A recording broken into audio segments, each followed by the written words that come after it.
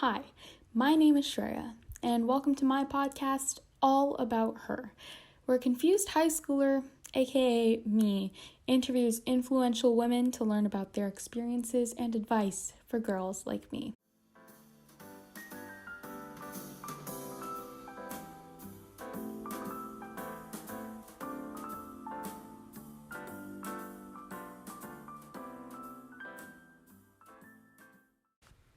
Today I spoke to Shannon Hateley, a computational biologist that works at Ancestry DNA and is a senior staff scientist there. So let's jump right into the interview. Cool.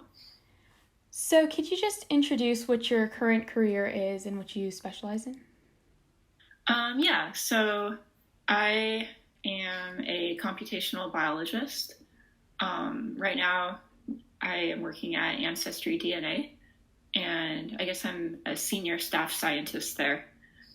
So really what that is, it means that I work in kind of the field where biology and computer science meet.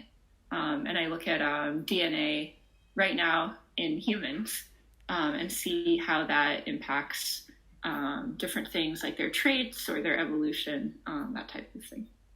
That's really interesting, actually. I've never, I've like seen ads for Ancestry DNA, on the internet and stuff like that. And I always thought it was so cool that they can like trace your ancestry back so far by just like taking a sample of your DNA. I always thought that was really, really cool. But right now I have a lot of kind of ideas of what I want to do in the future. But, at the end of the day, you really only get to have one job, really.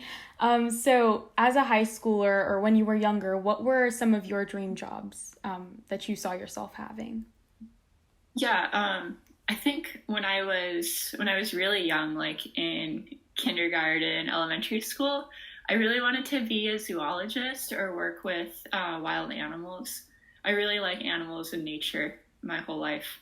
And then I think when I got a little older, like in high school, I was mostly interested in creative writing and languages. So I did a lot of things like I took like 5 years of Latin and did a lot of translating and a lot of creative writing, which I guess is a little far from my degree now. But I would say, even when you're studying DNA and genomics, it's kind of like its own language and it has a lot of syntax and you can use a lot of the same methods. So, Yeah, that's definitely a really interesting way about thinking about DNA and genes. So just like on the topic of, what you were thinking when you were younger as your career, how in general was your like high school experience and how did that maybe contribute to your current job today? so my high school experience was, I think, fairly unique compared to a lot of people in the US. I started off going to a regular public high school, but then I didn't really like the bureaucracy and all the rules. I didn't enjoy it at all. So my mom actually let me switch schools I did a correspondence school, there's actually this place called Clonlaura in Ann Arbor. And they let you do correspondence school, which basically meant that I could make up my own classes and design what I was going to learn, and do my own curriculum, and then kind of write up a summary at the end. And I did that for the rest of my high school. You have to remember this was like before things like Khan Academy existed. So it's like a lot more challenging to teach yourself certain things. But I guess one thing that it did for me is it let me see that I'm naturally curious in learning things, and that there's so many different things to learn. So I think it just kind of gave me like a broad view of what it could actually mean to have something be a field of study. So when you were doing correspondence school, was that when you really like found your passion, or was it later on or earlier on? I think it was a little later on. Like I definitely at that time it was when I was in high school, they were doing, this is like dating me, but they were doing the Human Genome Sequence Project. And so that was in the news and it seemed really exciting. And so I definitely had been following it, and they had cloned Dolly the sheep, and I remember thinking that was really interesting. So I was definitely following that stuff, but it wasn't until college that I really decided I wanted to go into science. So yeah, in college, I went to this school called St. John's, and they studied the Great Books program. So instead of textbooks, everything is the original source literature. And we studied the history of math and science there. So, you read like Isaac Newton and Maxwell and Planck and all these old scientists, and you see kind of how human ideas have evolved through time, and both all of the discoveries in science as well as some of the dead ends and false notions. And I just got really, really into that method of discovering new things about the world. And I thought, like, okay, if I lived in the 1800s, I'd be a chemist, because that's when all the stuff was happening for chemistry. 1900s, I'd do physics. But I really think right now that some of the biggest discoveries are in biology and computer science, and I wanted to be at that crest of human discovery. So that's how I got really involved in it. I think that's actually a really cool way of thinking about things, like what you'd be in each era of science. I think that it kind of like shows you, your interests and maybe where you can like bring them together. So I think I'll definitely be thinking about that as well. Just, what do you think were some of the main struggles though that you faced, before you got into your career currently? Well, I think one struggle was knowing that this field kind of existed. I guess my mom went to college, but she was like first generation college student, and we didn't really know about PhDs, and I thought getting a PhD you had to pay for it, like you have to for other school. And I was like, well, it'll be worth the sacrifice. And then I found out it was funded and stuff. So there's just a lot of things you don't know about. So I think finding resources. Once I got some mentors that knew more about it, I think that was really helpful.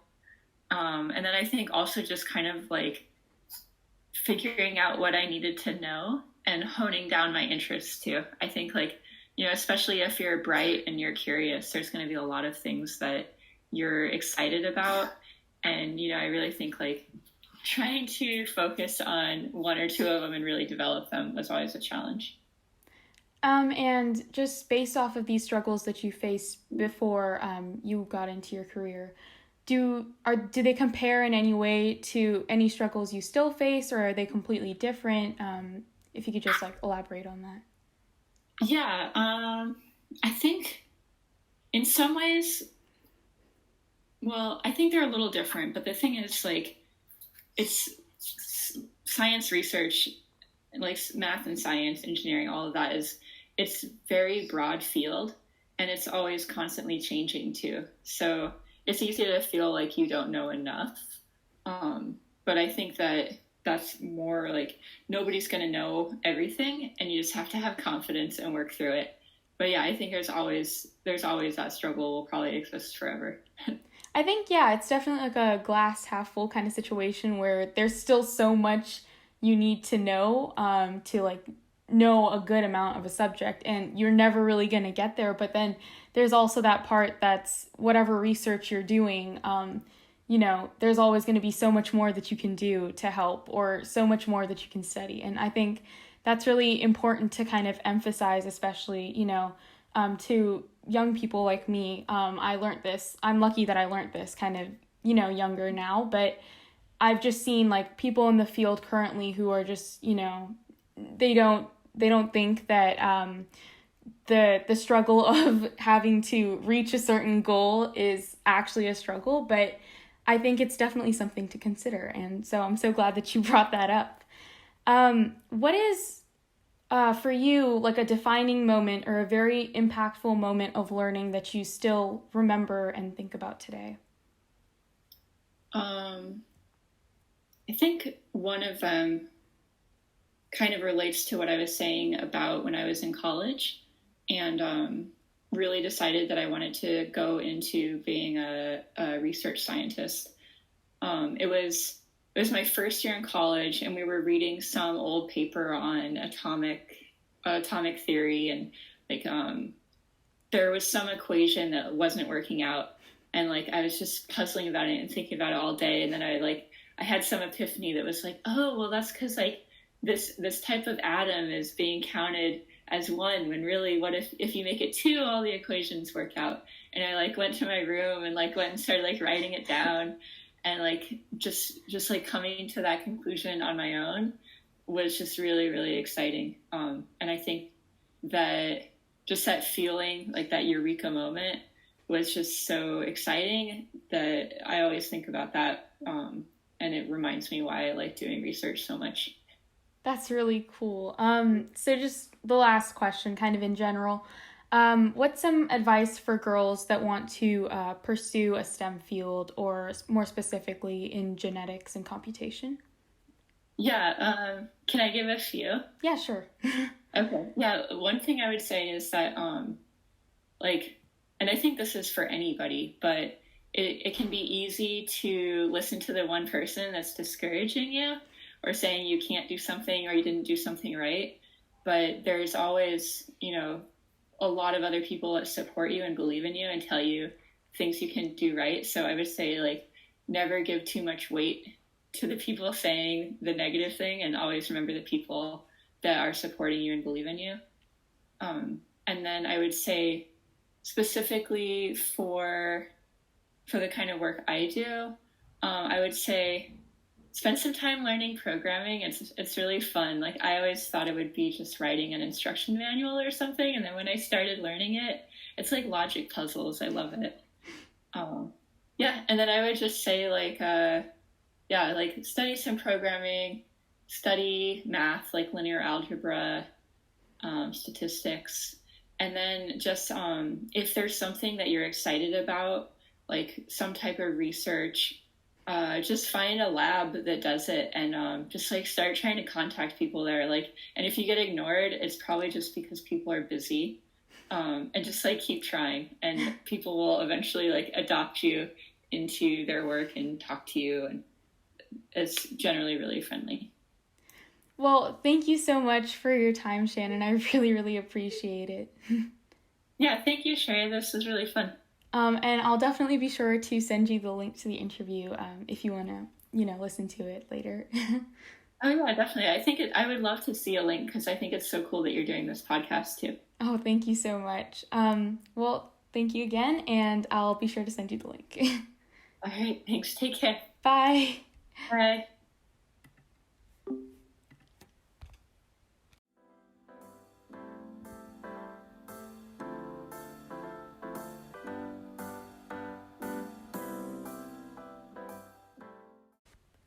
Thanks again, Shannon, for letting me interview you. Right off the bat, when I heard that you worked at Ancestry DNA, I knew that I wanted to talk to you, and the experiences you shared are something that myself and others can definitely learn from, so thank you very much. I'll be linking the LinkedIns of the people I interview in the description from now on, so definitely go check those out. And look out for a bonus upload this week as well. In the meanwhile, stay safe, stay strong, and stay snazzy. Sayonara!